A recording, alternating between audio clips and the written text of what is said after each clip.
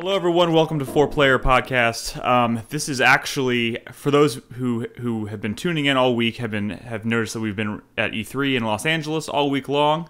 We've been talking about all the stuff we've been playing and seeing all week long. But on Thursday night, which was the last night, we actually did not record a podcast in favor of getting to bed early, so we could catch a really early flight on Friday morning. So in lieu of that, we are actually recording tonight. This is, at the time of this recording, it's Sunday night, June 17th, and we've been back from E3 for a couple of days now, and I'm joined here by Krispy and Chris Davis.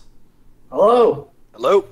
And we're going to just first of all, I want to just wrap up and talk about the last few things that we saw and played on the final day, which also, I'll have you note, is the only day of the entire show, the 3-day conference, that was open to everybody all day long. So not just media or industry, because day 1 and day 2 it was open to media and industry in the morning, and then around noon it opened up to everybody else. So day 3 was kind of a madhouse. It was open to everyone all day long. All of the lines were super long. There was lots of lines getting capped. So naturally, we didn't maybe play or see as much on the last day, except for a few appointments and a few things we actually did manage to get in line to play. But yeah, I wanted to talk about those things, and then I want to spend a little bit of time talking about just kind of our thoughts on the show in general, because the show has gone through some changes. They're still trying to find that sweet spot, I guess, now that they've started opening the show to the public. So I just wanted to get everyone's take on the state of the show and talk about that at the end. So, and also for those watching live, because we are recording this live, I do usually record a bonus podcast on Monday nights for 4Player Plus, but I just want to let everybody know that tomorrow night, before my stream, I will not be recording a podcast, just because we've been doing a lot of podcasting over the past week. So tomorrow will be a pure game stream with myself. So this will kind of serve as the 4Player Plus episode for the week. And with that said, what the hell did we see and play on Sunday or on Thursday? Anybody want to start? I kind of want to. So the one big game that I know we all saw and played, and Chris Davis saw this the other day. He talked about it, I think, on day 3 or 4 or something. I don't know. Was Metro, but Krispy and I finally got a chance to sit down and play Metro at the end of the day. We had that same appointment on Thursday to play that. So I kind of want to talk about that, revisit it now that we've all 3 played it, but I want to save that for last. Who wants to start? Krispy, what did you see on Thursday, if anything? Not a whole lot, actually. Yeah. Thursday was kind of rough. I did see. I went with you to see Metro Exodus at the end of the day. Yes. And that took up a pretty big chunk of time. We also saw that presentation for The Surge 2. Oh, yeah. Okay. Yeah, so that was kind of the first appointment we had of the day. That was also a Focus Home Entertainment game. We had talked about Greedfall, I think, on day 1. This is another game from that publisher. And as far as I know, none of us here have any history with The Surge, right? No one here has played the original? No. No, I never got around to it. Yeah, and honestly, it's one of those things where it's one of those games that often gets, I think, draws a lot of comparisons to a Souls game, but kind of in a sci-fi setting, which naturally sounds kind of cool. But I think the first game kind of lacked a certain amount of polish and maybe fell short in other areas. I know people like I think Jaeger said he hates that game with a passion. So I don't really know what to think of the first game, but we had an appointment to go check out The Surge 2. And I don't know about you, Krispy. I kind of walked away pretty interested in it. Sadly, I don't really have anything to compare it to, so I don't know how much it's changed since the first one. Right. Well, did they put a bunch of emphasis on artificial limb dismemberment? Yes. Yes. See, I didn't even know that was an element. That was focused in the first game. Okay. So I guess that was still like the huge looting mechanic here too. Was like targeting body parts on enemies, hacking it off, and then you get like a blueprint to build that piece of equipment later. Yeah, which But- I think seemed pretty cool. The combat seemed pretty visceral. Yeah. And honestly, when he first started the presentation, there was a couple things that kind of struck me. One was that he talked about the kind of success or of the original game, and that this game is they released that game like a year ago. Yeah. So I was like, oh, so you're It telling was me you May built 15th Yeah. last year. So I was like, so you're telling me you built a sequel to this game in a year? Yeah. So which that kind of initially kind of put me on edge. Like, I don't know how much you can actually accomplish or evolve in a year on a game. So, Yeah. but again, I don't really have anything to compare it to, so I don't know how polished or unpolished the first game was. But then, yeah, he started talking about the dismemberment thing, and he started by saying something about the game taking place in like a very urban, like science fiction setting. But then the demo that they played for is set up and takes place in this like In a park. in this futuristic park. I guess it's like Yeah. it's like a fake park that was created to simulate nature in this like dystopian future where like everything is like super urban and there's not a lot of access to like Everything's chrome. there's not a lot of access to natural beauty and that kind of thing, which I thought was a kind of cool concept. But like, so yeah, the demo was way greener than I was expecting going into it. But Yeah, I mean, it was like it was an interesting demo. I don't feel like it necessarily highlighted a lot of the stuff that they were saying it did, yeah, because like their big takeaway, like the one thing that they really wanted us to understand about this game was that it was a lot bigger and more open than the last game, which I guess takes place entirely within like one facility, like a factory or something. Oh like yeah, that. that's right. And you're just like kind of moving through levels of a factory. But this one, they're like, oh no, we built like this whole world, and we really liked it. And I mean, they name drop. They didn't ever specifically name drop Dark Souls, but Yeah.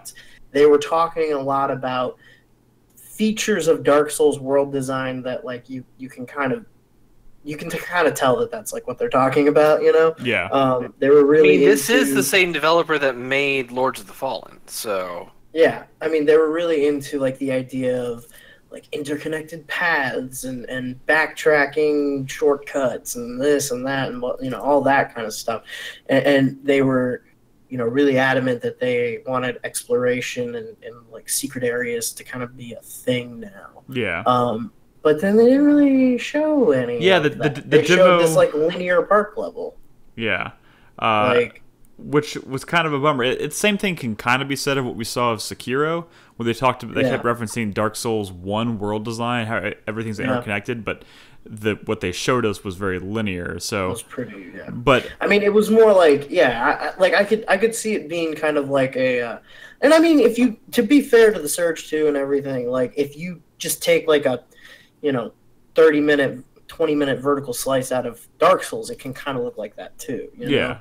But they didn't really do much in the way of like, hey, here's a secret area over here, or like, hey, we unlocked a shortcut to this other area that you've already seen, But like the particular mission was all about going around to different parts of the city to activate these towers that project a energy field that drives some kind of monster away. yeah. So this was like they just activated one of them, and they were going to do the second one, and that was the entire mission that they showed.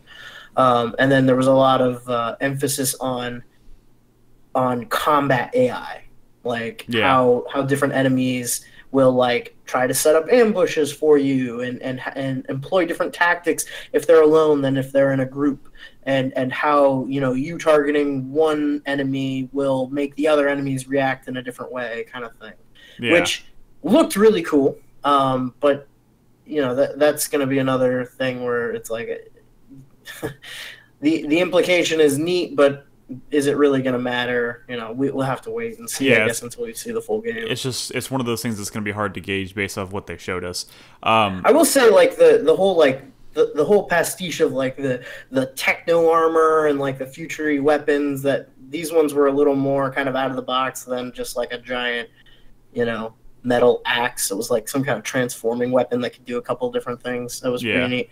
That stuff looks cool. So like if like the core of the game, if like the sort of framework that is driving the action is interesting and cool, I mean, this could be this could be a really fun game to check out. But Yeah. I just know that the reputation of the first one's not so stellar. Yeah, for sure. They did also show the character creation. Yeah. Which was, I guess, was something that wasn't in the first game. So this game is also one of the is going to differentiate itself in that way too. And it looked like a pretty robust character creation system, which was cool. And I also liked that, like, some of the setup, as far as, like, apparently you're doing, like, you're like a mercenary, I guess, who's doing these missions, because that's just kind of how this world works. Everybody's kind of taking care of themselves. It's kind of like how they talked about Cyberpunk, where everyone's kind of a mercenary and does everything, is like a mercenary for hire, and they do everything for money. Yeah. And they showed, like, some of the enemies that they faced were actually other mercenaries who were trying to do the same job you were. So they were trying to actively stop you from accomplishing the mission because they want to take that bounty. And I thought that was kind of cool. But it was also kind of hard to gauge because they didn't show, like, anything about, like, the story or presentation or how that aspect of the game and it works, which is kind of a red flag for me, because I feel like I think the gameplay that they showed looked really cool and the combat looked visceral and fun. But, like, if the story just is in the characters, like, if the voice acting's terrible and the cutscene animations are awful and the overarching story just kind of sucks, like, it could kind of just bring the whole experience down, even if, like, the core mechanic is cool. How could you have a shitty story about a place named Jericho City? Oh my god, I forgot about that. Damn it, I forgot about that. I made sure to write that down. I saw you because you were sitting, like, right behind me, and the moment they said Jericho City, I kind of turned and looked at Krispy, and he was like, I could, like, see his eyes roll, and then, like, look down at his notepad and start writing it down. I was like, well, that's coming up later. Jericho City. Yeah, it's a weird name. But otherwise, I do think the game looks pretty cool, and I'm gonna keep my eye on it for sure. Yeah. And I honestly feel like I don't think I need to go back and experience the Surge 1. I feel like no matter what they do, Surge 2 is probably going to be the better experience. It's kind of hard to gauge, but, you know, that's usually how these things work in games, just purely because from one, like, game, like, sequels tend to build on mechanics, and mechanics almost always improve for the most part, going from the original to the sequel. So I might just wait and see how this one turns out and not bother with the original Surge. Who's got the time? Yeah, no shit. Chris Davis? Yep. Do you have anything on your list of stuff that you saw on the last day that you'd like to talk about? Well, I didn't even get to run through my stuff from the previous day that I played. Oh, I forgot. You had some stuff you didn't get to mention. So let me mention these three real quick. Just get them out of the way. I did an appointment with Calypso Entertainment, the guys who publish a number of smaller titles, including Tropical 6. I got a new presentation of Tropical 6. It looks good.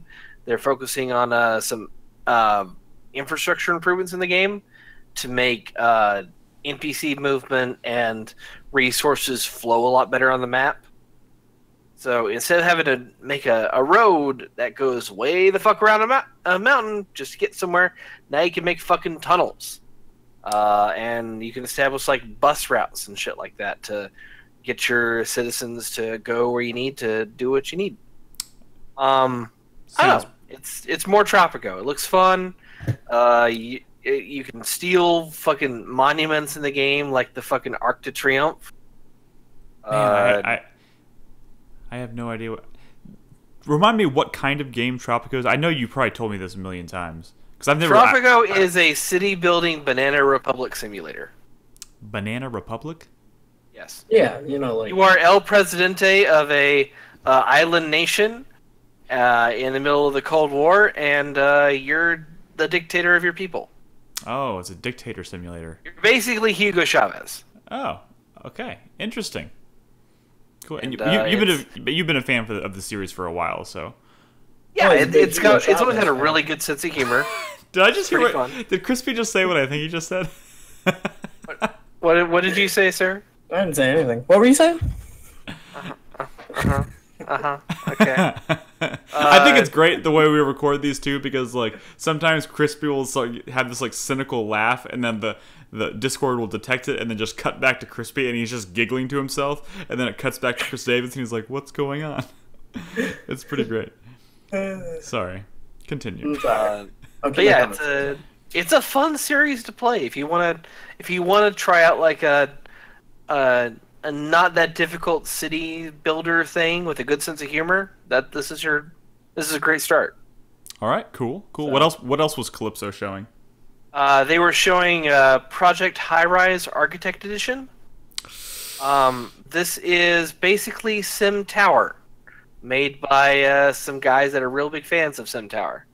It actually came out on Steam a couple years ago, but this is the console port. Oh, okay. And really, all that I need to say is that it's motherfucking Sim Tower. You're building a skyscraper, and you've got quests and tenants and things to do, and you just manage a fucking building. All right, sounds great. Yeah, and it's good. It looks pretty good. If you're a fan of towers. I mean, yeah, Sim Tower is like one of those classic titles that we're never going to see a sequel to, but people ought to give it a try if they like classics or sim titles. Fair enough. And then the last one they showed me was Shadows Awakening. God, that's a generic ass title. That is a generic as fuck title. That is so generic. I believe this is from a Polish team. I didn't catch the name of the team. I'm sorry, but it's a Diablo-like. The catch is you play as this demon who encounters a number of human characters from another realm. And it's basically like the world-switching mechanic from Guacamelee, the light world and the dark world. Yes. Just take that and put that in a Diablo experience. Hey, real quick, what was the name of the game again? Shadow what? Shadows Awakening. Shadows Awakening. Jesus Christ. Sorry, I'm Googling this. I can't believe I'm typing Shadows Awakening into Google. I just wanted to look at some screenshots. Yeah, it's an isometric RPG. To traverse the map, you're usually playing as a human character that's bonded with the demon. It actually looks kind of nice. It's not bad looking, actually. And if you encounter enemies for another plane of existence that are doing you harm, you switch over to the demon in his realm, which is a reflection of your reality, and you fight those monsters, and you also use that to traverse the map. Say, if a bridge is out, but the bridge exists in the other realm, you can use that to cross. Gotcha. It's really just a Diablo-like looter button clicker kind of game. Interesting. Interesting. It's not bad. It's not my cup of tea. Gotcha. So, it's also just I feel like they would probably draw on a lot more. There'd be a lot more attention being paid to that game if they had maybe given it a different title. Anyways, but yeah, so that was everything you saw and were those all playable, or were they just? They were all playable and presented for me. I didn't put my hands on them, but like I was talking to the developers and asking questions and a whole 9 yards. So gotcha. Cool. Was there anything else you didn't get to cover on Wednesday? I guess it was not Wednesday. that I can remember at the moment. I think we got everything else. Okay, so what about Krispy? Mm-hmm. Talk to me, Krispy. Did you see anything else on Thursday? I also played 2 different demos for Yakuza Kiwami 2. Why did you do that? Because I was really interested in trying them out. Yeah. That's the excuse? I feel like you're wearing the evidence of the contrary on your face right now. Oh, what, these? These? Yeah. No. Krispy, I specifically remember... I played one to get the eye patch, but then I played the other one because I was really interested and wanted to try the Majima demo, and because my hat needed an eye patch. But then you got a third eye patch. Yeah, that one I just kind of took. Well, what happened was they were doing the system where they give you a ticket after you play, and then you take it to a counter, and they give you the eye patch. The guy who gave me the second ticket accidentally gave me 2 tickets, and I did not say anything. You did not hesitate to take advantage of the situation? I just took it. That's fantastic. Where is that third eye patch? It's still sealed up. It's in my backpack. Gotcha. Keeping it fresh. What did you think of Yakuza Kiwami 2? Oh, it was really good. It's a remake of 2, right? Yeah. So it's a remake of 2, which I've never played, so I don't really know how to compare it to that. But I will say that it looked really good, like on par with Yakuza 0, almost. Yeah. Well, it's using the same engine that's used for 6, so... Yeah. So I'm going to be honest, everything since 0 has kind of looked like... Not saying this is a bad thing. They're good-looking games, but like they all kind of... Like, if you were to show me a screenshot of any Yakuza, like, on PS4... Yeah. I don't think I'd be able to tell you which one is from which game. I mean, the thing about the Kiwami 2 demo that I was watching was that not only did it have the same engine and basically everything else was the same as 6 and whatever, it had the same exact UI setup. Like the same fonts, the same prompts, the way characters would talk on screen. Like, it was 100% the fucking same. Yeah, I mean, that would explain how they're... I mean, you do realize how quickly they're cranking these things out. You remember what Brad said? It was like something about, like, there's been 17... Was it 17 Yakuza games released since the original Assassin's Creed game? I can believe it. Or am I getting these things mixed up? There's been... No, I think you got... We were talking about there being a large number of Assassin's Creed games being released between the dates of the announcement of Kingdom Hearts 3 and that's right. So I'm getting my comparisons here mixed up. Like the entire Assassin's Creed series fits between those 2 dates. But there still has been a lot There's of a bunch of Yakuza Yakuza games. Brad did have some statistic about that. I don't remember what it was, and I don't feel comfortable speculating. I really wish he was here to kind of guide us through this conversation, because I don't know much about the series beyond 0, which I haven't finished yet. But this game was very reminiscent of what I had experienced in Yakuza 0. Yeah. I was watching you play the demo. Same kind of combat. I was watching you play the first demo for a while. I had to go catch an appointment, and then I look over, and I see that they start playing this like elaborate cutscene. I was like, oh man, it's leading to a boss. I have like 5 minutes to get to this appointment. Oh, that was a really badass cutscene. Yeah, it was a great looking cutscene, like a cool scenario. And I was like, well, this is about to be a boss fight, so I had to leave. And then you came over later, and you're like, yeah, that was just that. You watched this like 5 or 6 minute long cutscene, and then the demo ends. Yeah. I mean, there's a lot of pretty long, involved cutscenes in Yakuza normally. Anyway, I'm pretty sure. And this was no exception. Statement. Yeah, and this one was no exception. It was a really awesome scene at the Grand with Kiryu, and it looked like it was about to launch into this really fucking awesome boss fight, and then it didn't. It just ended, which kind of sucked. But the game was pretty cool. I mean, I got to experience a little bit of the open world and the brawling mechanics, which was pretty much exactly the same as what it was in 0. I didn't really get to do any like side mission stuff. I went into a Club Sega and like messed around with the claw machines for a little bit, but that was about it. I got to see like the restaurants. So it looks like, because I guess apparently this wasn't part of the original, but it looks like they carried over that idea from Yakuza 6, where eating different foods like gives you stat boosts and like do different things for you. Yeah. So that was kind of neat. Didn't you go into a ramen shop? Yeah, something like that. Yeah. I think that's what it was. Delicious. Yeah, and then I just kind of did a couple story fights, and then the demo ended, and then I went back and played the Goro Majima one, which was also really cool. Had a few more fights, but and a few more kind of story-laden cutscenes. I think the story content is kind of what has been carrying me through 0, like wanting to follow these characters through this like twisting tale of crime drama. Yeah. And it looks like 2 has that same kind of meat on its bones as well. I didn't get to see a lot of the like side quest content, which is the stuff that like really sticks out in Yakuza. That's where they really just kind of bread and butter, man. Bread and butter. Let their minds wander. But I didn't really get to see a whole lot of that. But I would like to see more. But yeah, I mean, it got me really excited to to keep going with the series. So I kind of want to get through 0 and then maybe check out. How far are you in 0? You can't be that much. I mean, I remember you've been. Yeah, I think I've got like 5 chapters left. Gotcha. Yeah. Push through, man. Finish that. I'm sure that'll be good. I will eventually get to that series one day. I promise. It's pretty good, man. Yeah, I know. Anything else from aside from Metro? We'll talk about in a second. Actually, that is with including Metro. That was my entire day 3.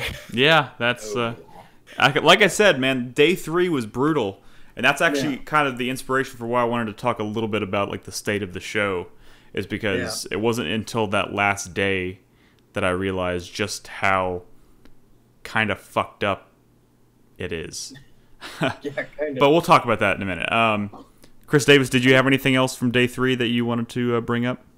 Well, I thought we could talk a little bit about Valkyria Chronicles 4. Sure.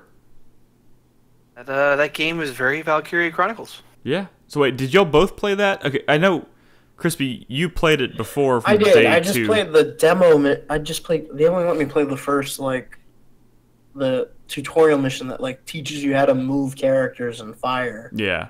So there was like nothing to it, and that was incredibly Valkyria Chronicles. But I didn't get to actually play anything with any real substance to it like Chris did. Yeah, I basically, when it was my turn to play it in line at the Sega booth, I asked for the second level, and they actually had a save dedicated to it. So, oh, nice. That's what I got to play. Again, it's the same fucking gameplay, feels like the same fucking UI, character movement, the whole 9 yards. This really does feel like... The one new thing I will say that they added that I kind of like is they've added a character that's like a dedicated mortar. Mm-hmm. So they're able to launch this indirect shot like a mortar shell and hit enemy positions that are above you that you otherwise couldn't really get a good shot on with any other character. Gotcha. Yeah, I was reading about that, and apparently that character class was born out of a glitch that they ran into during development of the first game. Really? They had a bug where I don't remember exactly what it was. I think it had to do with the tank, the Edelweiss. There was a particular weapon. It was supposed to be like the anti-armor shell, but later on in the game, it would hit a bug where it would start launching it in an arc, like a mortar, and it launched it like farther than it was supposed to go. So it kind of like changed what you could do with it gameplay wise, and they were having a lot of fun like messing around with it in when they were beta testing the game, and they wanted to make it its own individual class, but the development on the first game was pushed too far at that point for them to actually do that. So they kind of just been sitting on this idea. And now that Valkyria Chronicles 4 is going back to like those old like wide open kind of Valkyria Chronicle 1 maps and gameplay, they decided to go ahead and make this class. Yeah, at that point in Valkyria Chronicles 1 development, it would have required them to like rebalance the whole game at that point. So it's cool that stuff like that finds its way back into a new game. Even if it is 3 games later.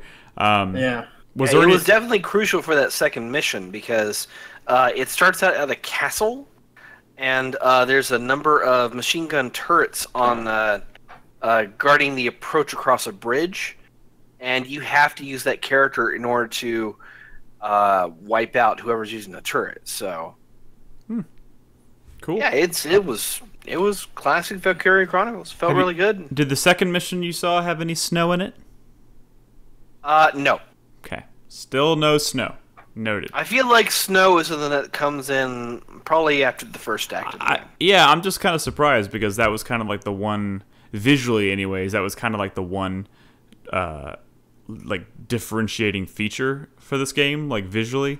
So I kind of figured they were going to push that because that would definitely make certain fights feel different, especially if you're dealing with like being able to not being able to see far enough out in front of you and stuff, and having to react much quicker when things come into view. Like that kind of stuff has a lot of potential, I think, and it's stuff I'm most curious about. But it seems like everything they've kind of been demoing so far has been pretty standard Valkyria Chronicles as far as setting and like battle expectations go. So, but either it doesn't really matter because that's still great. Valkyria Chronicles 1 combat and everything is still fantastic.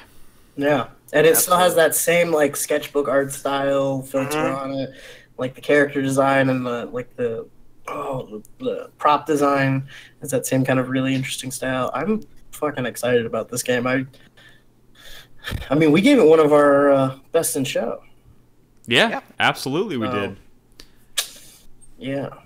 Can't fucking wait, man. Can't fucking wait. I think it's this year too. Yeah, it is. Yeah. It is absolutely. And I confirmed. I couldn't remember what platform because I had pre-ordered it. I couldn't remember what platform. Totally going Switch. I don't give a shit. Fuck it. I'm gonna play that. I'm gonna play that on Switch. I can't wait. It's funny because like they're finally bringing Valkyria Chronicles back to like proper consoles, and I'm gonna pick it up on a console but I'm gonna end up playing a lot of it in handheld mode. I don't know. So. Because they designed Valkyria Chronicles 2 and 3 so much for like handheld platforms, and now they're going back to consoles. And fuck it, I'm still gonna play it on a handheld. I don't give a shit. What else? And while we were in line, I also got to try out the demo for the Fist of the North Star game that's being done by the Yakuza team. I know. Krispy talked about that the other day as well. Man, we spent a lot of time in the Sega booth, strangely enough, this year. And it's all because of the damn swag you guys are wearing on your heads. I have no idea why. It's fine. It's a fine hat, sir. Oh my god. You guys, wonderful hat. You guys suck. Okay, I played a little bit of Jurassic World Evolution. I went to the booth, that big fancy booth they had. It's so weird that they spent so much money on that booth.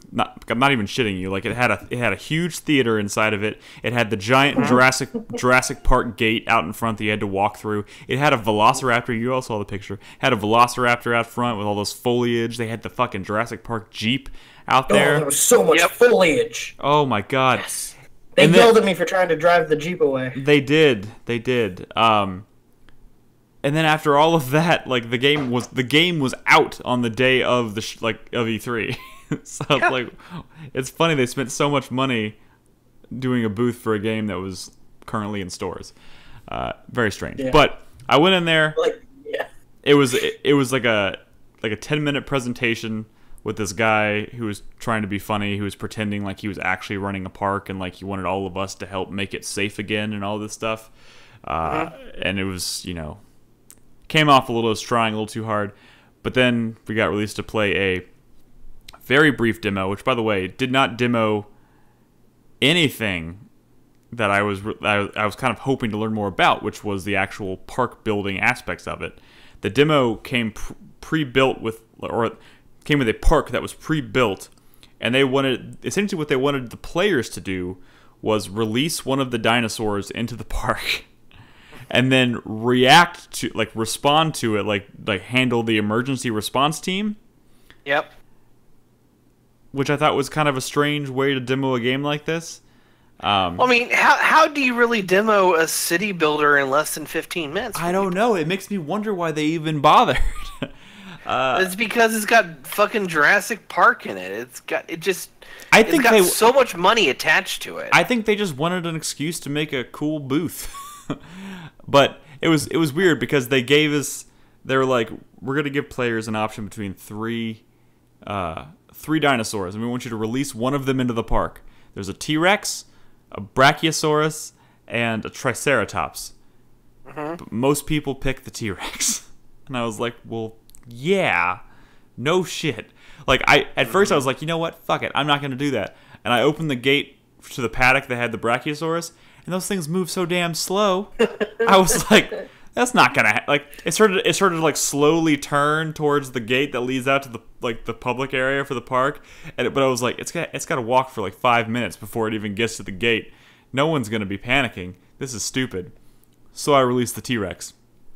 And I was in this position where, like, one, I don't play these kinds of games very often, so it took me a few minutes to kind of grasp how everything is controlled, and at first I couldn't quite figure out where the paddock was. They had the T-Rex in it, and I finally figured that out. I let him out, and he goes charging out of the thing. He sees the gates open. There's all these people walking through the park by the visitor center. It starts charging for that gate, and then as soon as it crosses through the threshold of the gate and there's people starting to scream, it goes, "Thanks for playing." Demo ends. And I had to stop. So we're just too slow. So sadly, there's not a whole lot I can report here.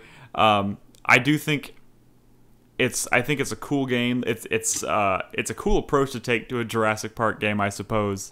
I really wanted to toy around with like actually designing the park and figuring out like where the paddocks go. I mean, you've played, like you said, 15 hours of this game so far, Chris Davis. Like, yeah, you do that, right? You do lay the park out how you want it, right? So the way it's structured is that Chris Davis, you're about to let me down, aren't you? No, I'm not. I'm not. Just let me preface this. The way the game is structured is that you're playing on the 5 deaths, okay? The islands. The islands. And for you deep lore nerds out there, each island actually has the remnants or setup of an initial park, and you're building it up from there. Like the one I was playing, playing last night. But do you have full control over where the enclosures go versus like where okay, cool. Yeah, you can build them however you please. I mean, you place the fences, you place the cloning facility, the gates, the feeding facilities, the way visitors will look at the dinosaurs. I mean, you place everything. Yeah, no, I kind of got a glimpse of that stuff, and I thought it was cool because you can actually send the people through the park on like the gyrospheres that you saw in Jurassic World and the jeeps and stuff.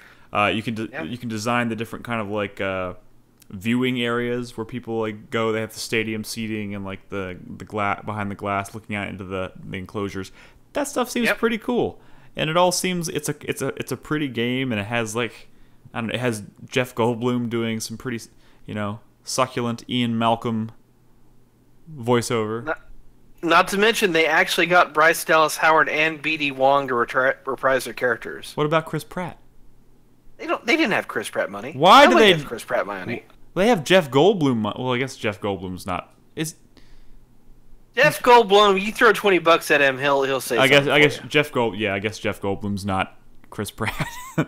any stretch of the imagination. Yeah, I don't know. It seems interesting. I kind of want to play it, but I don't know. I'm gonna kind of wait and see where you fall on it, Chris Davis. You seem to be balls deep in this game so far, so I'm enjoying it. Every island presents an interesting scenario. Like there'll be storms that'll hit an island every now and then that you have to prepare for. There'll be scenarios where a park is already bankrupt and you have to you start with no money at all and deeply in debt, and you have to come out of that. But you also have the sandbox thing. You can actually, after you play the first island, you can go on Isla Nublar and build a whole Jurassic World however you damn well please. That's pretty cool. I like the sound of that.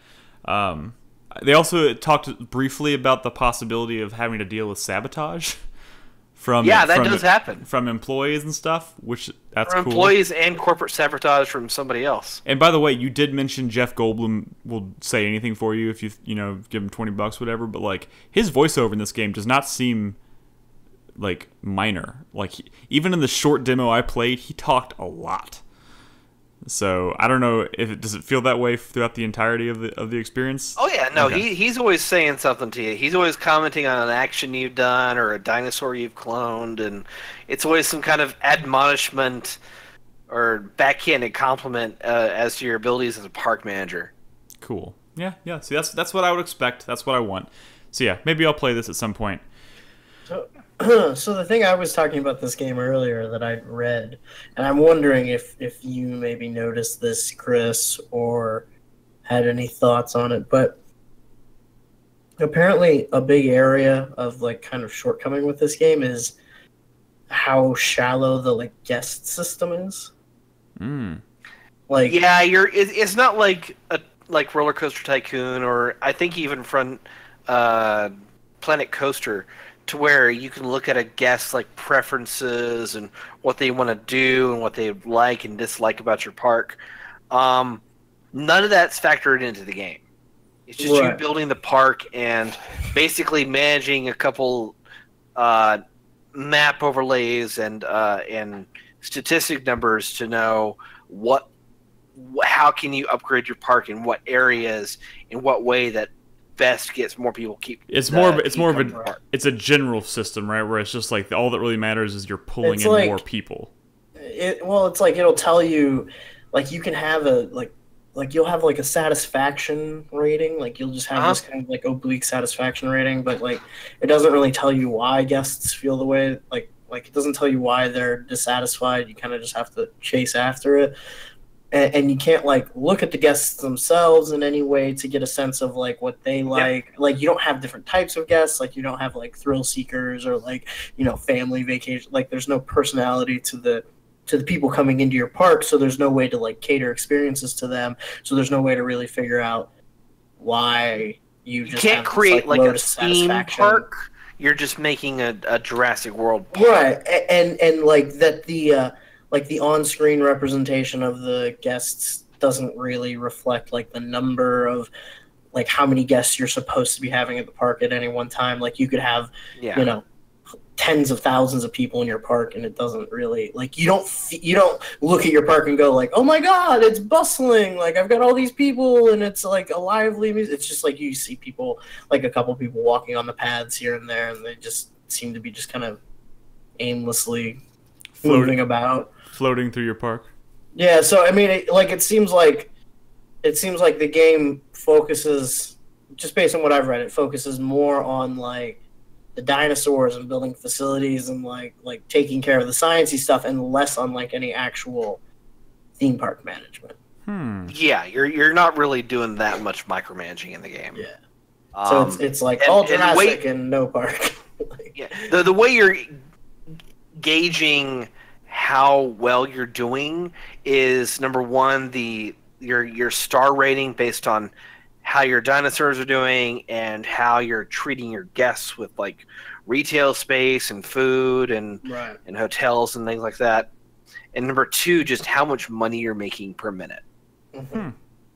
Yeah, the more money you're making, the more likely your guests are much happier. Gotcha. Yeah, I guess. Cool. Yeah, so cool. Well, perhaps you'll see that game pop up on a future podcast where we can roll footage and stuff and talk about it more in depth. But so yeah, that was the last game I got to actually play on day 3, with the exception of the last one I mentioned earlier. Is there anything else we want to talk about, or should we talk about Metro? I saw Dying Light 2. Oh, same time y'all were doing Metro. What did you think of Dying Light 2? Visually it looks good. The human interaction seems okay. I really wish they would have focused more on the infected than they did. Yeah, absolutely. Yeah. I think the you mean you wish they had talked about it more, right? Yeah, instead of showing like zombies for like 2 minutes at the beginning of the demo just to show like a hive. Yeah. Like give us more about the dynamics of what this world is like at night. Yeah, absolutely. In a world that's entirely focused on verticality. I do have a feeling that as we approach, I don't know when we're going to see this game next, maybe Gamescom or something, but I have a feeling next time we see it, it's going to be focused entirely on a nighttime demo, and it's going to be more focused, because very clearly they wanted to establish the difference. Like the focus of this entire E3 for them was about how the world can change based on your actions and your decisions and whatnot. But the way they were pitching it, because they had a Q&A session at the end, and people were asking about the scope of the choices and everything, and they basically said that most of the major decisions in the game are pretty binary, but that there's also minor factions that in the game that you can help out and build up to become more than they are at the start. Yeah, but also, and this is kind of just, I don't know how many decisions they're going to have throughout the game, but if there's, say there's like over the course of the game, there's probably like a total of like, let's just say 10 decisions, like big decisions you have to make. And even if they are binary, making one decision on one question, also, or on one decision, affects the world in a certain way, which means that when you make the next decision, it's going to affect it in a certain way as well, but also taking into account the decisions. You know what I mean? Like, they're going to kind of build on each other, right? Like, they would kind of have to, especially if your decisions are having impacts on the entire world. Every decision you make kind of has to stack on top of each other, which could hopefully lead to some really noticeable differences between playthroughs. But their focus at this E3 was almost solely on showing how the world can change based on your decisions, and as far as we know, the zombies don't really play a role in that element of the game. So it's almost like they showed us the hive, and they showed us the differences in the zombies that I had talked about the other night, because they kind of have to. They have to, because it's a zombie game first and foremost. Yeah. But I have a feeling, now that they've gotten that big reveal out of the way about the world being kind of malleable and changing in these hopefully grand ways, that the next time we see the game, they can focus more heavily on, like you said, like how does that nighttime gameplay, that horrifying nighttime gameplay, how does that translate to a more vertical world? Yeah. That could be really exciting. I liked all the traversal stuff I saw and everything. So I don't know. I have faith, but I'm guessing we'll probably see a lot more of that at like Gamescom or something. Yeah, I think they just focused way too much on the parkour aspect of the game in the demo. I mean, they showed the entirety of the main character climbing a water tower. Yeah, but and you didn't need to see all that. Well, I think I guess it kind of depends on who you ask. I really wanted to see that because they were talking so heavily about how you have to make decisions when you're doing these parkour or traversal sequences, and how they've tried to add what's the word I'm looking at? They've tried to add stakes and like pressure to those scenarios, which I think is pretty important in a game like this. But that maybe they spent a little too much time on it. I don't know. But what did you think of the demo overall? Are you excited for the game, or? I mean, I'm looking forward to the game. I mean, it's fucking Dying Light. You know, that was a fucking great game. And maybe I'll pick up the following because I asked one of the first questions. I was like, "So are you playing the same guy as the main character in the first game?" And they were like, "No, you probably didn't play the following then, didn't you?" I was like, "Oh, ha! I know what he's talking about." So I guess I need to find out. I'm looking forward to it. They need to show more. Cool. They can't just they're going to with binary choices and slightly improved parkour and sell me on it. Fair enough. I think the parkour they did show was pretty like there was a lot of new maneuvers and stuff they were showing about the parkour that got me excited. So I don't know, but I was pretty. Everybody knows I was pretty sold on it already, but we'll see more of it probably at Gamescom, like I said. So, or what? When is the PlayStation experience? That PlayStation experience is always in December. Okay, well we'll see it probably at one of those two shows. And Krispy, are we maybe going to hear from you and Brad on the podcast this week about Dying Light? Yeah, I would imagine so. We played a bunch of the co-op yesterday, and I'm planning on playing more before Thursday. So cool. Well, I look forward to that. So now, no, not now. I've got one more game that I played. You son of a bitch, Chris Davis. This is the last game I played at E3. Calm down. Do you want us to talk about this game that you love so much or not? I'm just kidding. What's the game? It's GTFO. Oh god damn it. Okay, what? This GTFO. It's from 10 Chambers Collective. They are a collection of Overkill devs, including the original designer for Payday 2. It's just them doing a new co-op Left 4 Dead-esque focused sci-fi horror game thing. Crispy, did you figure out which game this was? Because the other day you were like, which game is that? No. You should look up screenshots of it. It looks like... I remember when they first announced this, and my first reaction was, is this an Aliens game? Oh, yeah. Yeah. Okay, I know this. So basically, you are the prisoner on a interplanetary penal colony. Sounds like aliens. There is a unknown being that calls itself the Warden that sends you down deep into some tunnels to retrieve some MacGuffins. Some MacGuffins. Yeah, plot devices, basically. I know what a MacGuffin is. Okay, just making certain. Just making certain. And you and up to 3 other friends have to survive down there, find the object, and escape alive. You mean and GTFO? And yeah, get the fuck out, basically. Yes, thank you. Of course, when I played the demo with the devs, we didn't get near that fucking point. I don't know how far along this game is, but it doesn't seem like it's been in development for more than a year. So it's rough. It's a little rough. The combat, it does have a little bit of that snappiness of like the Overkill experience of headshots and all that. Mm-hmm.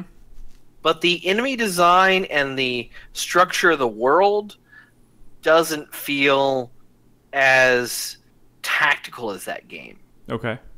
So basically what will happen, so I sat down with the dev, and he was like, you know what? Past 2 days, we've been demoing basically the first 4 levels of the game. Fuck it, we're going to take you down to level 4D, which is basically like level 15 or 16 in the game. So they gave you a little. They gave you a little exclusive. No, they were just like, fuck it, we've got all these levels pretty much done. We just want to try something else because we were getting bored. Okay. So it really is like a custom created class kind of thing, where you have these set characters. You choose a primary, a secondary, a special tool, a melee weapon, and a secondary item, I think. And you're dropped down into these tunnels in this almost psychedelic-esque like drop sequence.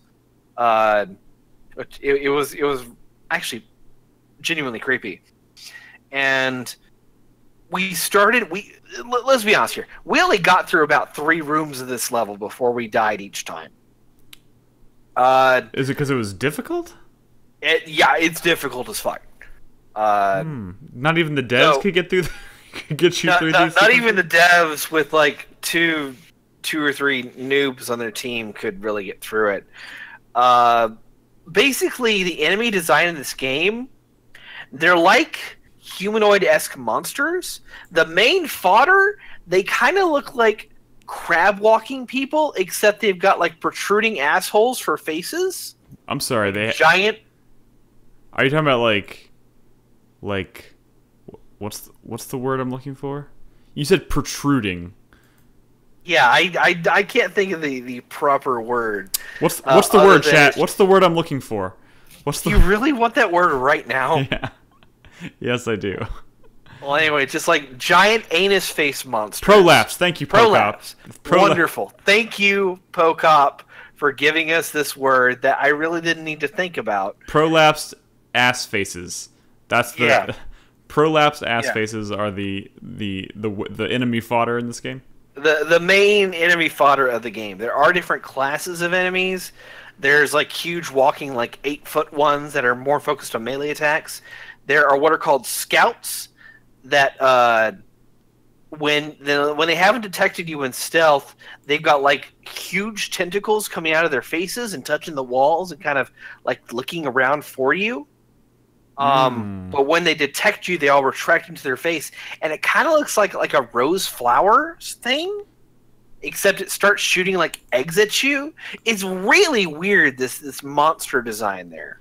Interesting. So is the tone? So just, I guess the only question I think I really have about this game, so we already kind of covered it's a little Left 4 Dead-y, right? As far as like main, like general gameplay loop, right? You're going in there with 3 other players and trying to clear out these enemies, make it through the level. You're not necessarily going to clear them out. You're just trying to get through the level.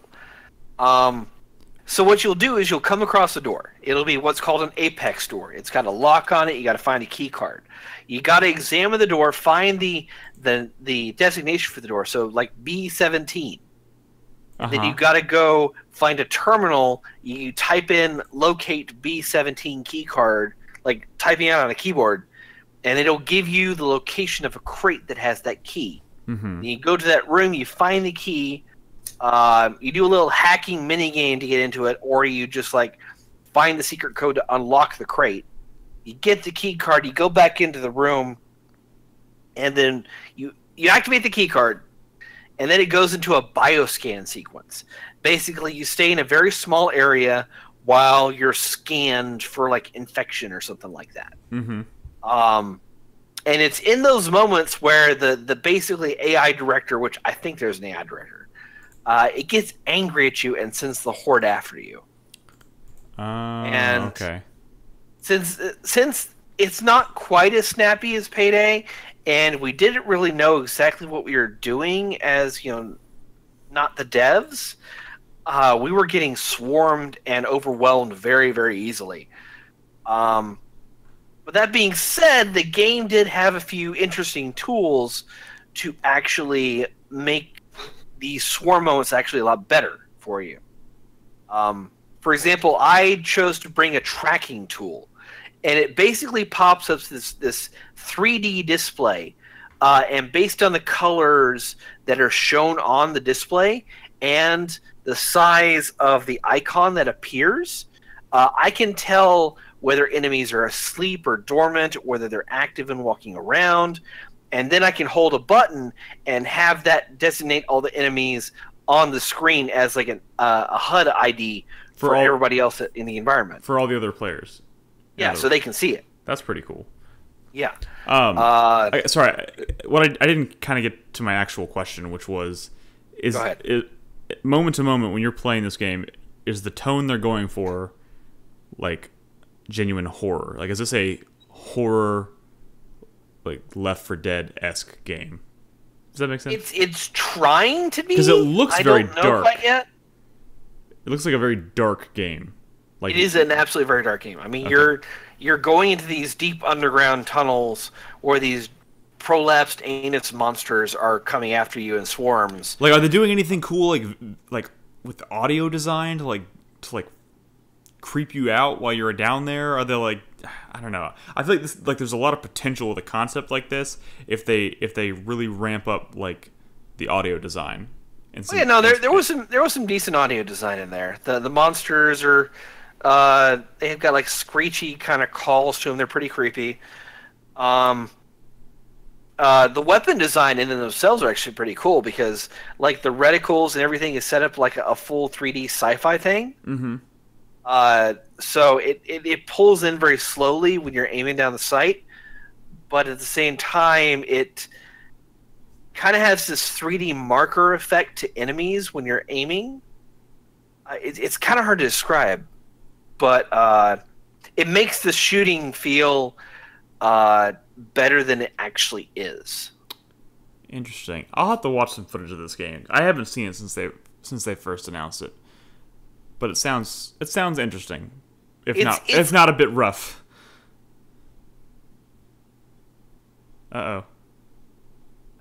What? Sorry, I couldn't hear you for a second. You cut it. I saw you were talking, but I couldn't hear you. So, never mind. I can hear you now. Okay. Yeah, I was saying it's quite rough at the moment. I think this game needs another year before you can really, really show off what it's capable of. But that being said, the game, according to its Steam page, it's due out in 2018. Yeah, I think this is going to be another rough release. We'll see what happens. Yeah, like the trailer looks really fucking good. Just the gameplay, the actual demo that we played did not reflect it. Gotcha. Not necessarily too surprising. Okay. Now you can talk about Metro. Now we can talk about Metro. Krispy, wake up. Let's talk about Metro. Uh-oh. Is Krispy still here? What about it, man? We played it. We did. Yeah. Okay. And it was a game. Okay, so that had guns.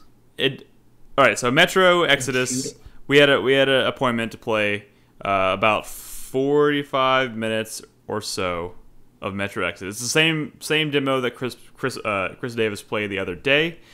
We actually had to miss that appointment, unfortunately, because we had a opportunity come up to see Sekiro. Didn't want to miss that, so we ended up rescheduling and going to play it. It was literally the last thing we played. In fact, E3 ended with our demo.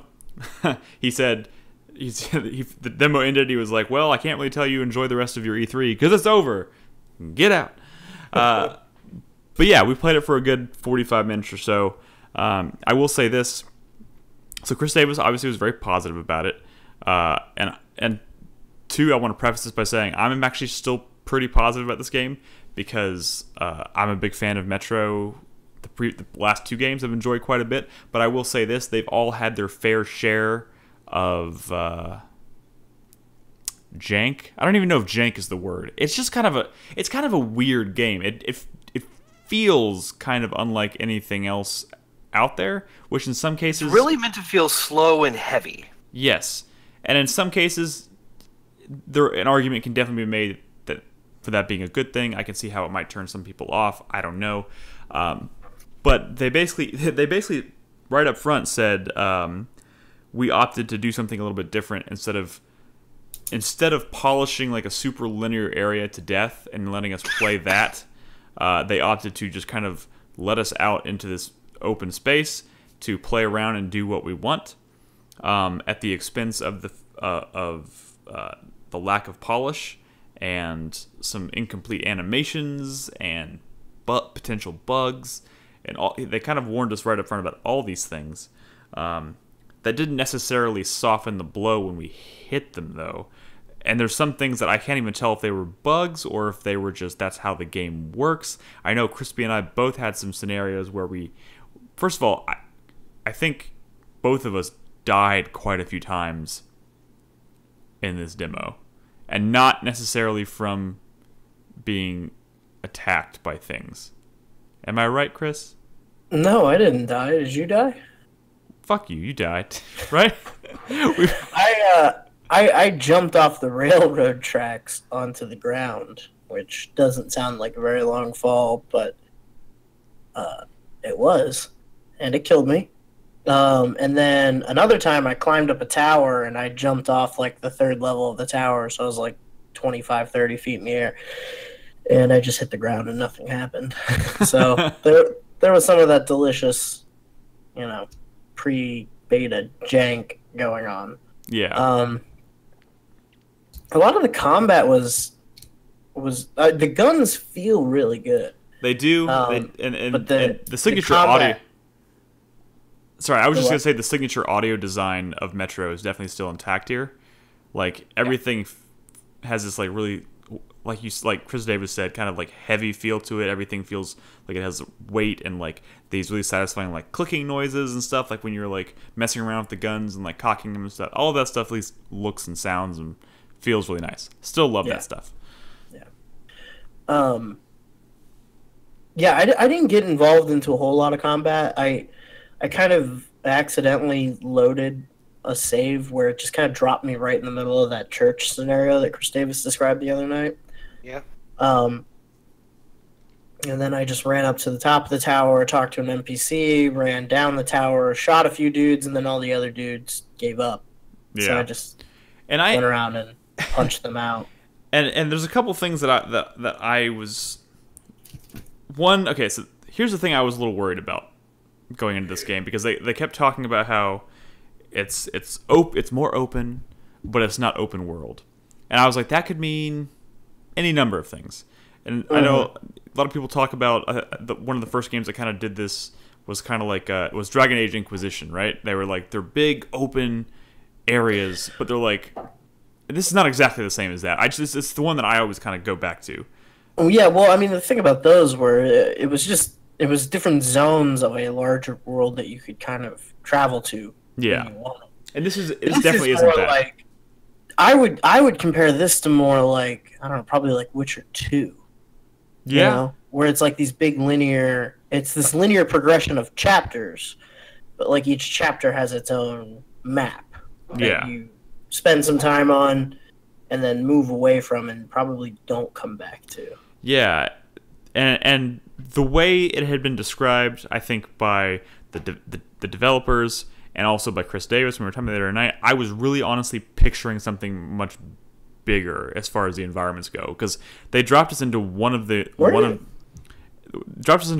big open maps. Yeah. And they said you can kind of go anywhere and do whatever. It's just know there's going to be jank. But it was not. It didn't feel very big. It didn't like you. Well, I just didn't. Yeah, I just didn't have enough time to like get anywhere interesting before the demo was over. Yeah, it was between dying and like the load times being really rough because it's like a non-optimized version of the game. Like by the time I finally like rescued an NPC from some dudes, and then he was like, "Hey, there's technology stashed on this little island over there. You should row over there and get it."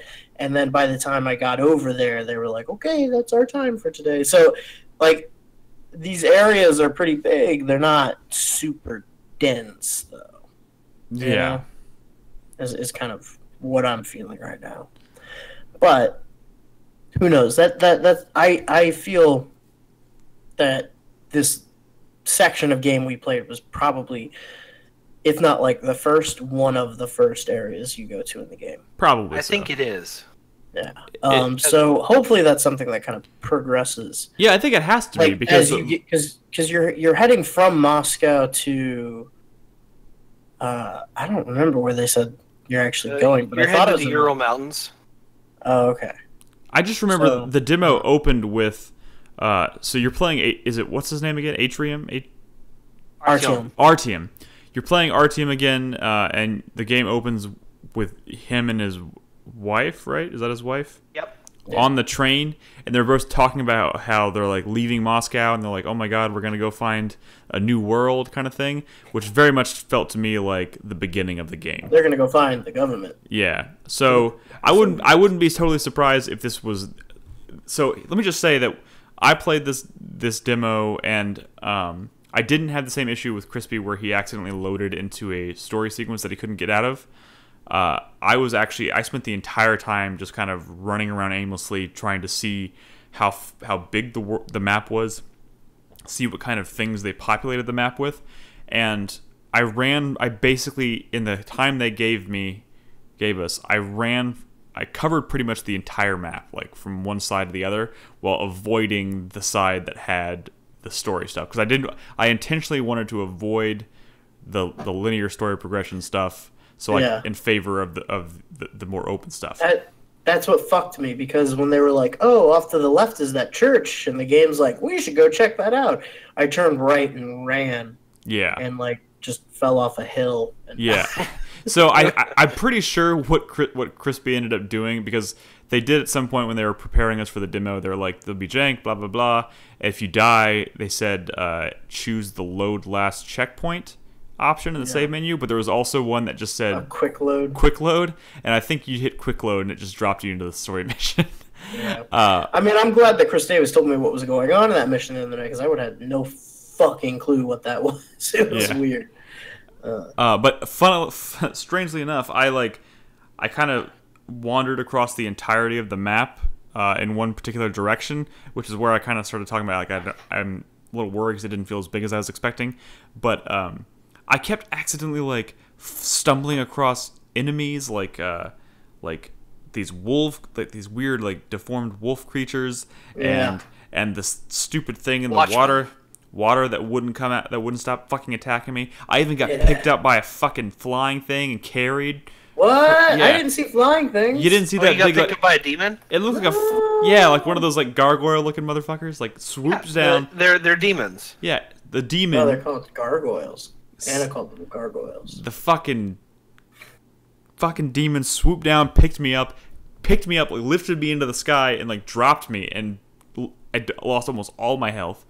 And then I ran out of bullets, and it was just like a mad dash to try and I kept running into small groups of humans, but I was out of bullets because I tried to kill the stupid demon, and I fucking missed every time because he's flying around like a madman. So did you get that? Did you get the pneumatic rifle? Because that thing was pretty cool. No, I don't think I did. The pneumatic rifles are my favorites in the game. Yeah, that was something. You go back to the train. Like if you did the church thing, you rescue these NPCs, you take them back to the train, and then you get a pneumatic rifle where you like can pump it up, and it has like a little meter on it. So like the higher you pump the tank on it, the more damage the rounds do. And then you can watch the meter, right? Yeah, you can like over pump it into a red zone, and it won't stay there. But any shots you fire while it's in there like do more damage. Yeah. No, that was in Metro Last Light too, I believe. Maybe even the first one. Oh, was it? Yeah, I didn't. It's been in all 3 games actually. Yeah, so yeah, it was pretty cool. That is a cool weapon. I do miss that. But yeah, I just felt like my demo was largely kind of a clusterfuck.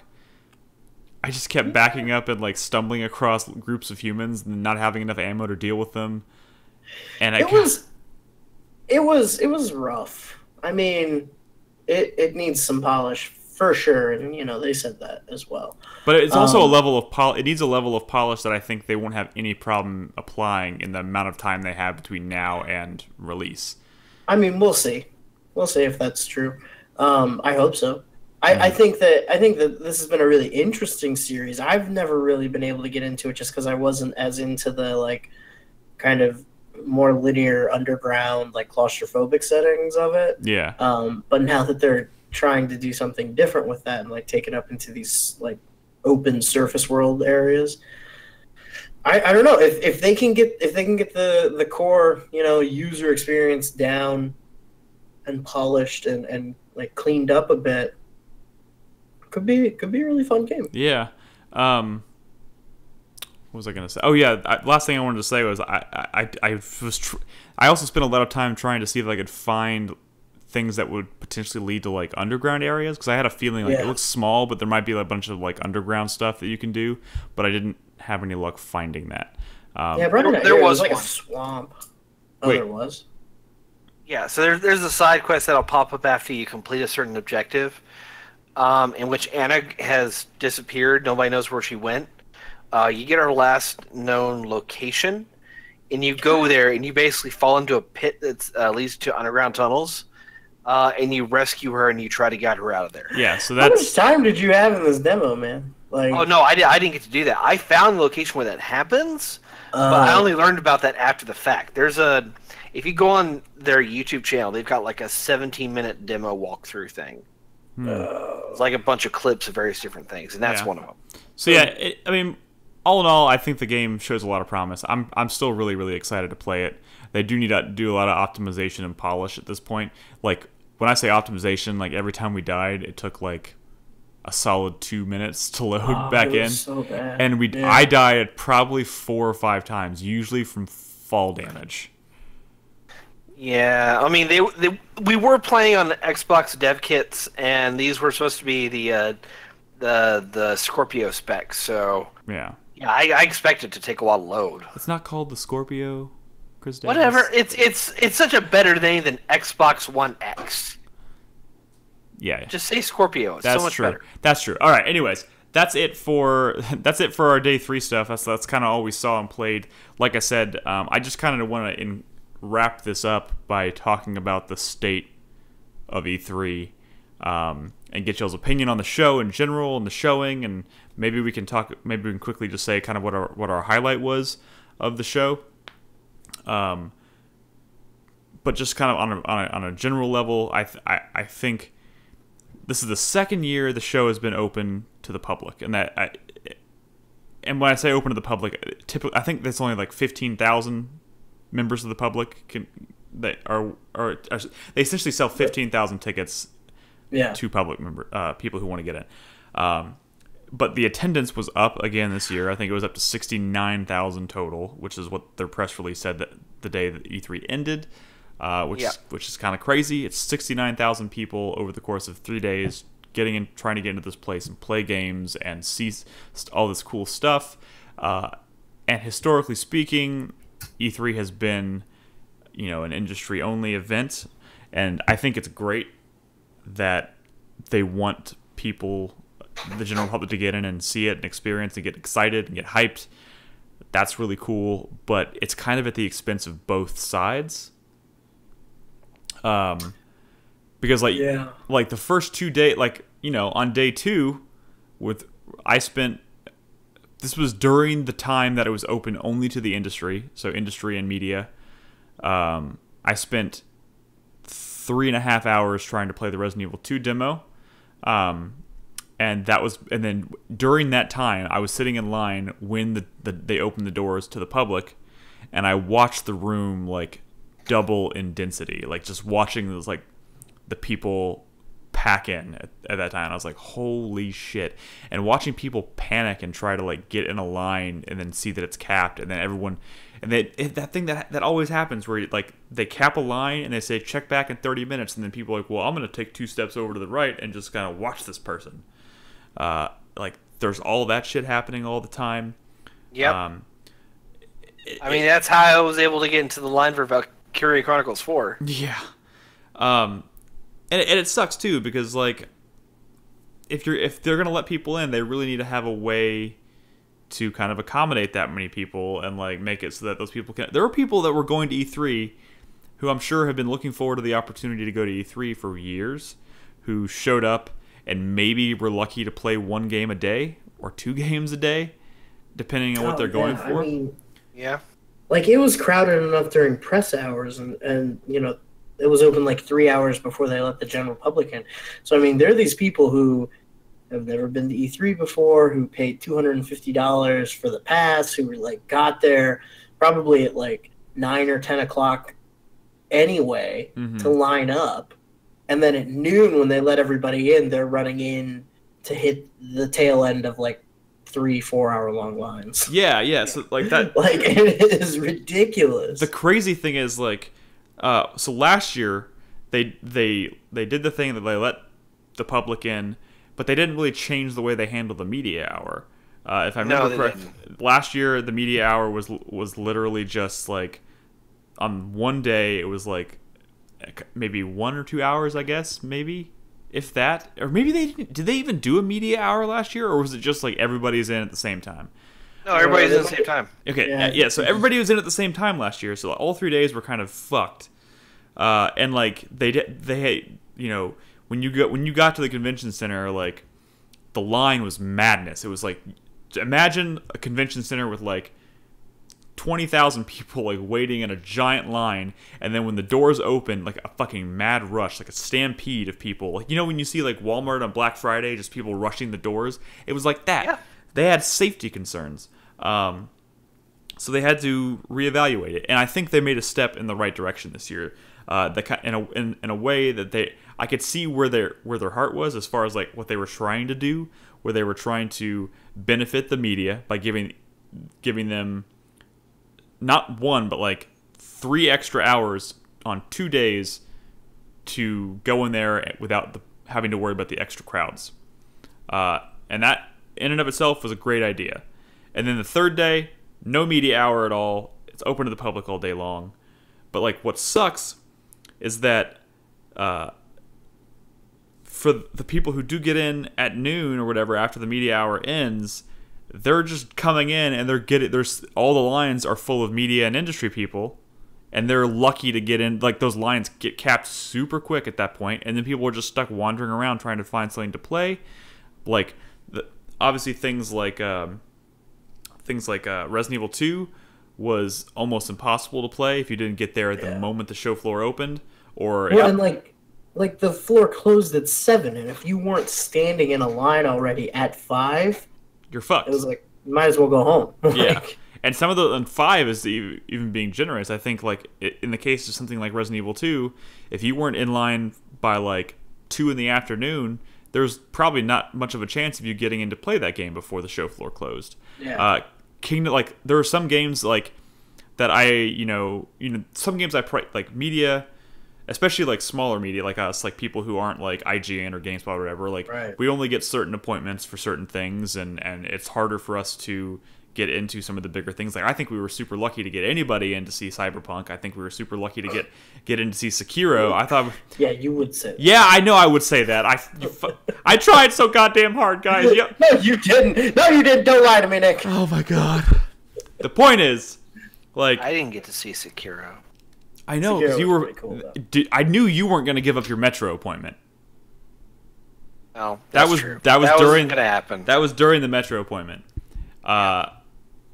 So, you know, there were certain things I prioritize over other things. We always do that, especially when we know what appointments we do have, what appointments we don't have. And like things like, I was like, oh shit! A third day I realized, oh my god, what was I thinking? This is my first opportunity to play Kingdom Hearts 3.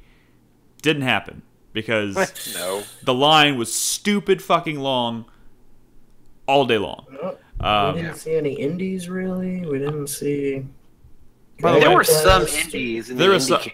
No, I went. No, I mean there were, but we didn't really. I had an Indicate appointment that I went to, but those appointments are weird because they have like the appointments, quote unquote, are like 30 minutes long, and there's like 20 games, but they really just walk you around and show you and talk to you about each game, and then you get to pick. You just get to walk around, Indicate, and play stuff, but you have to wait in lines. Yeah. It's kind of a weird way to do it, but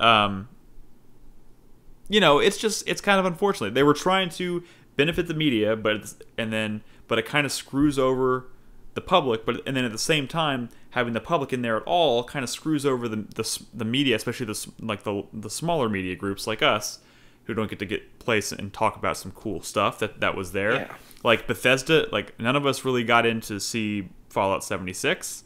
I would have loved to had I had. That line was a particular horror show. Also, on top of the fact, the moment they let the public in, you started to see a lot of emphasis on swag, like PAX. Yep. Which is great. I love swag. Swag is there? fantastic. It's just like Was there a lot of swag this year? Yeah, there was a lot of swag How this year. tacky and tasteless. I left E3 with like 5 new yeah. shirts. By the way, Chris Davis, I have like 6 GTFO hats in my backpack that you need to take. You son of a bitch. I opened my bag. I was like, why do I have all these hats? It's ridiculous. Well, the developers wanted to give us something. Yeah, 5 or 6 hats? I think that's very nice of them. Oh my goodness. No, it was very nice of them. It's just they all ended up in my bag. So yeah, I don't know. It's kind of a bummer because I think it'll be interesting to see what they do next year because they're going to learn from the mistakes of this year. I don't think they will. One hopes. I mean, there's got to be. I think something. the way to do it is to mandate based on your booth size, how many dedicated PlayStations you can have for press versus public. That's not bad. You literally have to flag people based on what their badge says and get them in based on how many stations you've got available at that moment. That's what I'm saying. I think there could be ways to accommodate this. That'd be weird though, because you said there was 15,000 public passes sold. Yeah. But there were 69,000 people there, which means there was 54,000 press and industry and versus 15,000. And that's so like splitting it down the middle like that is. Yeah, I mean it would be weird. Like but to be honest, that was what the 50,000 or so people like media and industry in attendance was kind of what it used to be. So like this 15,000 is just kind of on top of that. So I don't know. I think there's going to be a lot of learning and adapting over the next few years, and I think what Chris Davis said is probably definitely a possibility. I think there's also the issue that there wasn't a whole lot to draw people's attention. Like everyone was kind of congregating around the same stuff, because I mean, look at Sony's booth. Mm-hmm. That was the weirdest thing. A bunch of Spider-Man kiosks and then nothing. It was a huge open area of nothing in front of their stage. And Nintendo Smash Brothers was basically the same thing. It was just like these huge open areas with like one side of the booth is kiosks and the rest of it is just like open area holding people. Like, you know what the thing is, I feel like there's weird. So one thing I think it's hard to do because everybody, like all the different companies, do things a little bit differently, right? And they all have their own ideology about like how they want to show off their games. But I feel like as if E3 had any say in it and they wanted to like maximize people's time and potential to like see things, there could be so many different things they could do to potentially, like, there could be a requirement on the number of kiosks available to public versus media. There could be a requirement as far as the number of people that can be seated in theater demonstrations, and I think maybe there should even be like a time limit requirement on every demo, so like no one can spend more than like 10 minutes playing a game. I feel like that might suck in some cases, but people would end up seeing a lot more if, like, there are some demos at E3 that take like 20 to 30 minutes to complete, and when you're in a line of like 200 people to play that, you're just not going to play it. So like my favorite demos at E3 are the ones, or at PAX or anywhere, are the ones where I play and I just start playing, and when you hit start, behind the scenes there's a timer, and when that thing stops, like my Jurassic World Evolution demo, like I played it for about 10 minutes, and as soon as I hit that time limit, the screen faded away and it said thanks for playing, next up. And I feel like if they were implementing requirements on those kinds of things across the board, there would be more people seeing more and being less frustrated. The thing you said about Sony is really weird too, because like, I don't know, Sony historically, their booths year after year have been packed with stuff. Yeah. Like 50. Like their big show, the big games that they're showing, and then also like a bunch of like indies that they're promoting that year. Like, remember the first 2 years ago, my first E3, half of their booth space was indie games. Yeah, and there was things like Manifold Garden there. And shit, yeah, and it was great. Yeah, and this year it was nothing. It was 50 kiosks for Spider-Man, a giant empty floor for watching a big screen, instead of what they did last year. They had 2 small areas for Call of Duty and Destiny. Yeah, and like one whole wall for like VR games. Yeah, right. Yeah, and what they've done in the past, and Sony's relying so much on that stupid app, which, man, fuck that thing. I think they're trying to do the Disney World Fast Pass thing, but like it screws people over hardcore. Those should just be lines, honestly. And like the past few years, they've done that thing with they pick 3 games they're going to kind of highlight, and they do like these nice theater demonstrations for them. Those were kind of cool. I like those, but like maybe shorten those demo times and like increase the amount of people they can fit in each theater and use the space better. I don't know, but if they had those kind of requirements across the board for like all the demos, all the things being shown at E3, it could have been such a better show. But I think we're still probably a few years away from like seeing them take those kinds of steps. I don't know. We'll see what happens. They learned a lot from last year, so the jump to next year could be just as dramatic. So we'll see what happens. We'll see. Before we wrap up, maybe can each one of us just say what our highlight was of the show? No? My highlight of the show was part of me kind of wants to say playing Spider-Man, because that was amazing to finally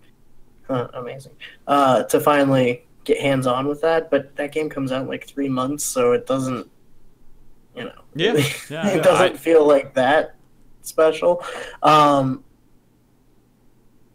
Sekiro, I think. Yeah. That was probably the one that was, I don't know, the most intriguing, and we kind of had to go out of our way for it. Quite literally. A hotel room, but the gameplay itself, like that was the most of like, what the fuck is this game, to that's what the fuck this is. During the conference, and what it ended up being. Despite my early kind of reservations of like, I don't know, is it going to be good? To looking at it and seeing with my own 2 eyes that like, okay, that looks like a hell of a lot of fun. Yeah. Was a real reassurance. Would you say Sekiro is your best in show? Personally? It is absolutely on my short list. It is absolutely top 3. Maybe it is my best. Maybe. Cool. Maybe. Chris Davis, what's your highlight? Probably Resident Evil 2. Damn you. That's my highlight. Well, suck my dick, that's what it is. Just the amount of quality that they've brought to the table is exactly what they promised over 3 years ago when they announced this fucking project. Yeah. It is scary. It is oppressive. It's dark. It's a fucking horror game. It's not this fucking run around and action bullshit like Resident what Resident Evil eventually became. But it's also benefiting from like all of the improvements to the controls and whatnot that have been introduced to the series over the past few years. Yeah, mainly what was mainly from 7. Let's be honest here, because that's really where like no, I mean this game controls shook like things up and took like such basic things as like opening a fucking door, taking it back and making it just you're opening a door, but like in the most tense manner possible. But I'm talking about Out of loading controls. screen. I'm talking about controls. Like the game looks like Resident Evil Remake. It's scary as hell like Resident Evil 7, but it controls and feels a lot more like Resident Evil 5 and 6 because of the camera placement, because of the way you aim and shoot and everything and move. I would say more 5 than 6 because 5 was very loosey-goosey. I mean, sorry, 6 was very loosey-goosey. 6 was a little loosey-goosey, yeah. It's probably more 5 than 6. And as much as I hate 6 with a passion, I do think control-wise, it still had moments where it felt pretty good. But yeah, it's probably more 5. But yeah, Resident Evil 2 is definitely... But since you said Resident Evil 2 is your highlight, I will say Resident Evil 2 is my game of show, personal game of show. But since you already said that's your highlight, I'll go ahead and, of course, I'll say Cyberpunk 2077. Yeah. Sorry. To see it. I bet it was, Nick. It was pretty great. It was pretty great. I watched that trailer again yesterday, and oh shit, man! God, that game sounds like everything you want in a game. Yeah, I mean, just I don't know. It sounds too good. It sounds too good. I don't trust it anymore. That's probably. I'm scared to find out what happens when the public actually sees what the actual game is. Oh, like sees the presentation that you saw. We'll see what happens. I mean, are you talking about the people being freaked out because it's a first-person game? I mean, not necessarily that demographic of dumb, but like, just what you're describing of this gigantic cyberpunk game. It's like, it's pretty I'm big. Not certain people are. I don't think people are ready for this shit, man. I think it's gonna be a game changer. I think The Witcher 3 was a game changer in its own right, but I think Cyberpunk is such like I think it could have been so easy and so tempting for them to like have reskinned The Witcher 3 in a different setting, which I think is what I was expecting of this game. And people would have liked that too. And people would have liked that too. I would have liked that, but like this is so much bigger than that, and I think that's great. It looks like it's going to be a lot of fun. And boobies. And there are lots of boobies, yes. Saw a lot of nudity in that short 45-minute demo. And dong too, don't worry. And there appears to be some dong as well. So the game's equal opportunity, that's nice. Equal opportunity nudity, for sure. For sure.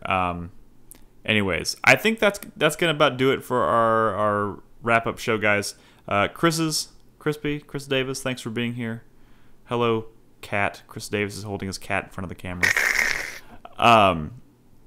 Thank you guys for being here. Thanks for coming to E3. Thank you for... Of course, thanks for having us. Putting your time and effort into the show and being on our knees into it. And putting in being on the podcast every night. It's been great. You can find, if you're watching us out there, if you haven't checked us out, you can find all of our E3 podcasts up on the site at 4playernetwork.com. We will, of course, be recording our usual podcast on Thursday nights. We do that at 8 o'clock p.m. Central Standard Time on 4pp.tv. So it'll be our first podcast since before E3. So it should be fun. We'll have Brad. We'll have Nolan. We haven't seen or talked to them in a little while. And as a reminder to anyone who's going to tune in tomorrow for my stream, no 4Player Plus this week. This is kind of serving as that as 4Player Plus for the week. But I'll get back on that for the following week. But yeah, thank you guys so much for hanging out. Thank you guys for joining us all week for E3. It's been fun. And yeah, have a good night. Good night.